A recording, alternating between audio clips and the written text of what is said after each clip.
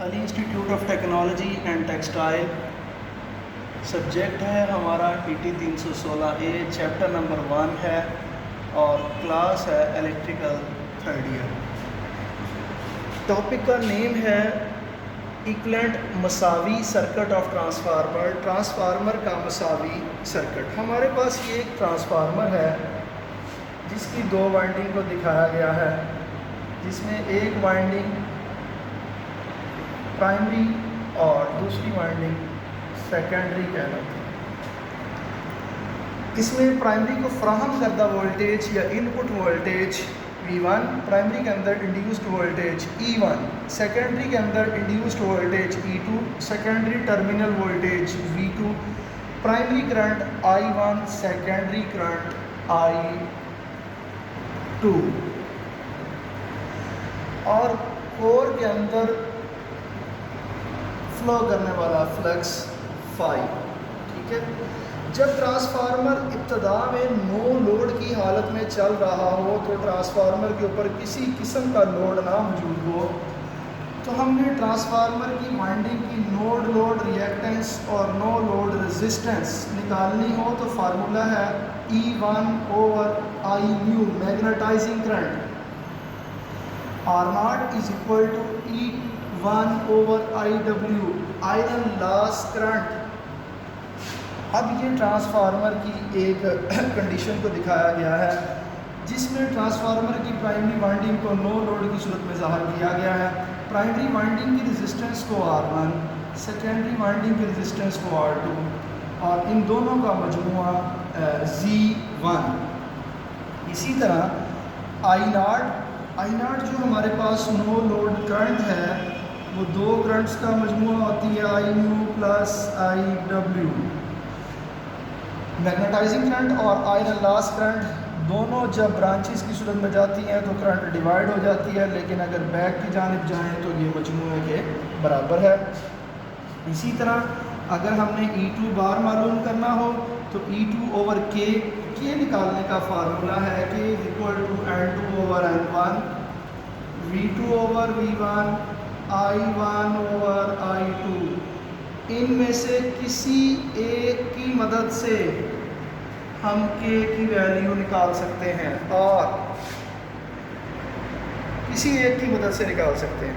इसी तरह secondary winding देखें, इसके साथ ZN लिखा है, लोड रेजिस्टेंस है R2 है, सेकेंडरी रेजिस्टेंस है X2 है, सेकेंडरी रिएक्टेंस है Z2 है, सेकेंडरी इम्पीडेंस है E2 है, सेकेंडरी वाइंडिंग में इंड्यूस्ड पैदाशुदा या वोल्टेज हैं। अब हम कैलकुलेशन इक्विवेलेंट की जाने पढ़ता हूँ।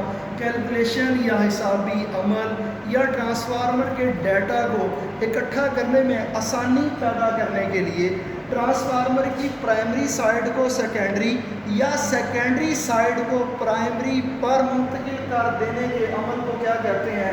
इक्विवेलेंट सर्किट ऑफ ट्रांसफार्मर या ट्रांसफार्मर का मसावी सर्किट कहते हैं। तो first of all diagram number 1 को फॉलो करते हैं। हमने क्या किया, सेकेंडरी के डाटा को प्राइमरी पर शिफ्ट कर लिया और जब शिफ्ट किया तो इसके ऊपर बार आ गया। बार का मतलब क्या है? जो इस चीज़ की अलामत है कि हमने सेकेंडरी के डाटा को किस पर शिफ्ट किया है? प्राइमरी पर शिफ्ट किया है।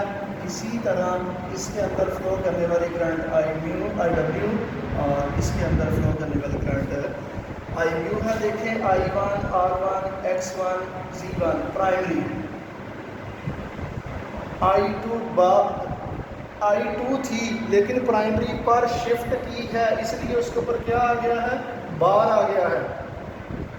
तो I2 बार, R2, X2, Z2 और ये है I2। अब इस डायग्राम को जरा देखते हैं। इसमें क्या है?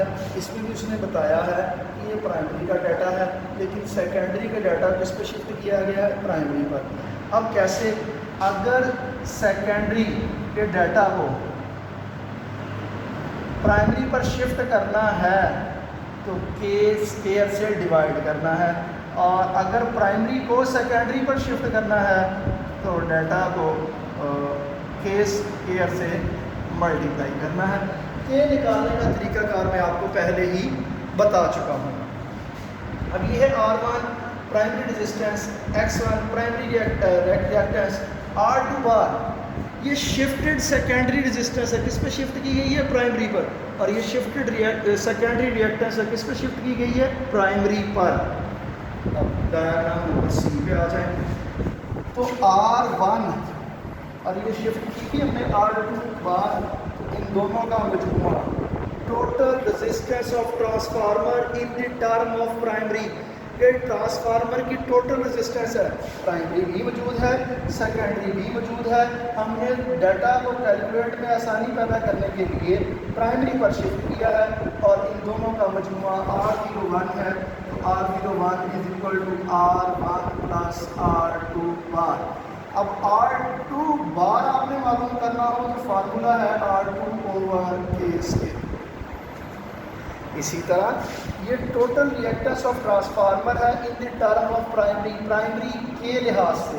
तो यहाँ पर हमने इसको जब कैलकुलेट करना है, जमा करना है x1 प्लस x2 बार। अब x1 की वैल्यू तो होगी, x2 बार कैसे निकालेंगे? तो x2 ओवर के स्केयर। इसी तरह हमारे पास ZL बार लोड रेजिस्टेंस है, बार क्यों है? चूँकि किस पे शिफ्ट किया है? पहले लोड किसके ऊपर था? देखें आप, प्राइमरी पर था, सेकेंडरी पर था ना।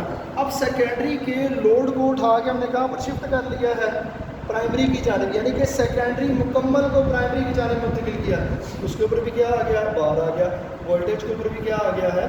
बार आ गया। तो इसी तरह I1 I2 बार, तो I1 is equal to I2 bar, I2 bar is equal to KI2। मालूम करने का फार्मूला क्या है? KI2। तो ये मेरे पास VL है, लोड वोल्टेज है, ये लोड की रेजिस्टेंस है। अब इन दोनों का मजमूआ क्या बन जाएगा? देखो मैंने आपको यहाँ पर R01 और X01 कैलकुलेट करने का तरीका सिखाया। तो अगर हम R01 और X01 को जमा कर देंगे तो total impedance of transformer in the term of primary बन जाएगी Z0 या Z01। मालूम करने का फार्मूला है Z01 is equal to R01 का स्क्वायर प्लस X01 का स्क्वायर। इसका यूनिट है। आज तक मेरा लेक्चर यहीं पे इख्तिताम पसीद होता है। इंशाअल्लाह मैं नेक्स्ट लेक्चर में इसको आगे बढ़ूँगा।